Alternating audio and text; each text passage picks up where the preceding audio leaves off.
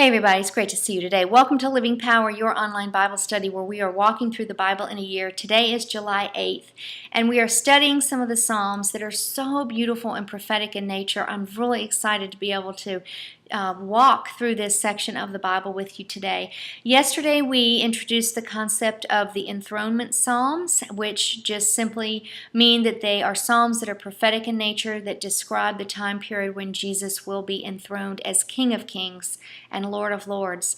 Today, starting with Psalm 98, this is another one, as is Psalm 99.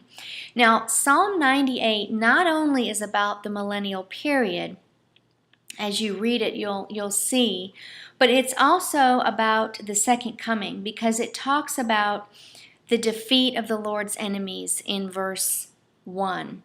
The last battle, the last stand, the Battle of Armageddon, when Israel calls out to the name of the Lord to save them, and he comes in an instant.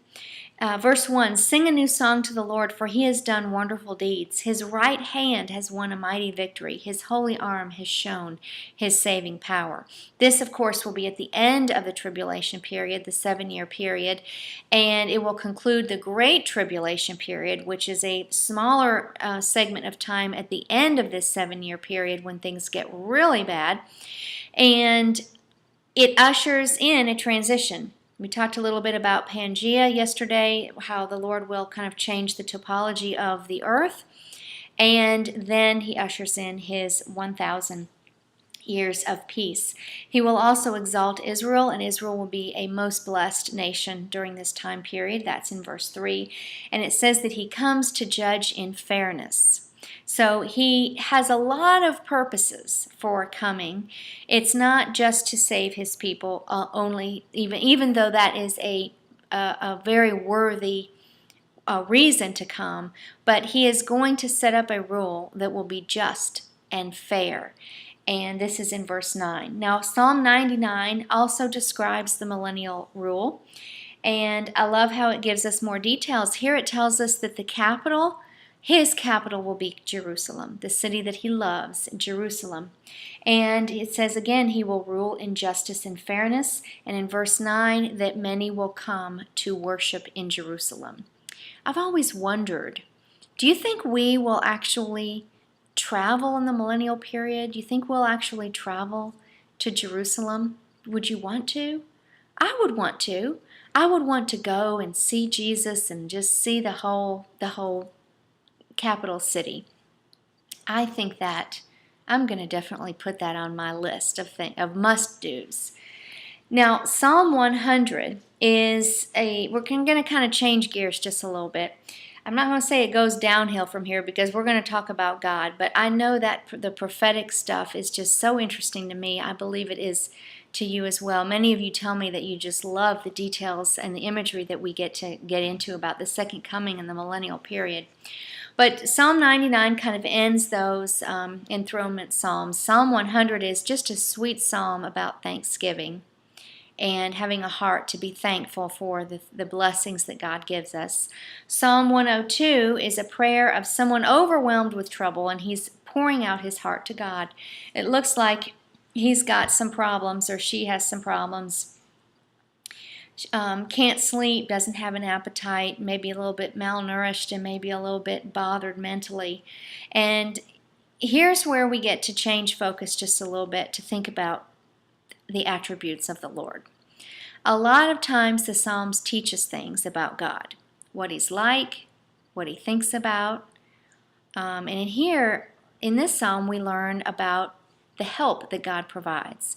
He helps the destitute. He helps the prisoner. He helps the person who's condemned. And it's almost like the psalmist in Psalm 102 is saying, yep, I qualify. I qualify for your help. I'm poor. I'm down and out. I am at my wit's end. I have no one else but you. And I don't know, I've read this psalm many times, but this year I'm thinking to myself, maybe the psalmist in a way is trying to find a way to get God's attention and to qualify. I don't know. That's kind of a sweet way of looking at that.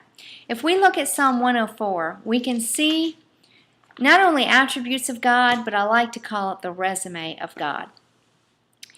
If you were interviewing gods and you wanted the most powerful God to be your God, and this was the resume that a God presented to you, would you be impressed? Well, let's take a look at the resume of our God. In Psalm 104, it says He has stretched out the heavens. It says He rides on the clouds and the wind. It says He placed the world on its foundations. That'll get our attention. Clothed the earth with water and put the seas and the streams in place. Made grass and food grow out of the earth. Feeds the wild animals every single day, feeds the birds and the squirrels. And He made the moon, and He tells the sun when to rise. Wow. I would say, God, you had me at hello. This is an amazing resume. But we can continue with verse 27. It says, they all depend on you. All these little animals, these little birds, the little squirrels, they depend on you to give them food as they need it. You know, in my backyard, I'm backed up to a wooded area. And every morning at 6:30, the birds wake me up and they're chirping. And they chirp and chirp and chirp, and they sing and they sing and they sing till about 7:15. Usually by 7:30, I don't hear them anymore. They've probably flown off in search of food. They get bigger and bigger every year. These are healthy birds with great singing voices. The squirrels are so plentiful. They are everywhere. They are very well fed. I'm not feeding them. I'm not putting bird food. I'm not putting squirrel food out there. The Lord is tending to them. And it just makes me remember, you know, sometimes we worry about where our provision is going to come from, and we worry about things that we just can't control. But this is a beautiful psalm that reminds us today that just as the Lord cares for these birds and these squirrels, how much more will He care for us? Because we mean more to Him than these creatures of the world, and He sees to it that they are well taken care of. How much more will He take care of us? And I love verse 31. May the glory of the Lord continue forever, and may He take pleasure in what He has made. I think when He looks out at the world, certainly in this little area in my backyard, where the roses are growing and the trees are lush and green, I think He takes pleasure in that. I think He takes pleasure when He hears the birds singing to Him in the morning at sunrise at 6:30, and the squirrels as they're very busy. Even the little ants, you can watch them. They are so busy working in formation, taking these little teeny pieces of whatever it is from one spot to the next. My prayer and my hope is that when the Lord looks at your life and He looks down from heaven into my life, that He can say that He takes pleasure in what He has made, and that He takes pleasure in what He sees. That's my prayer for you and for me today. Well, I hope this has been a blessing to you. I hope you'll continue to stay with me as we continue this summer looking at the verses and the chapters in the Bible. I pray that it's been a blessing to you. Until we meet again, Shalom.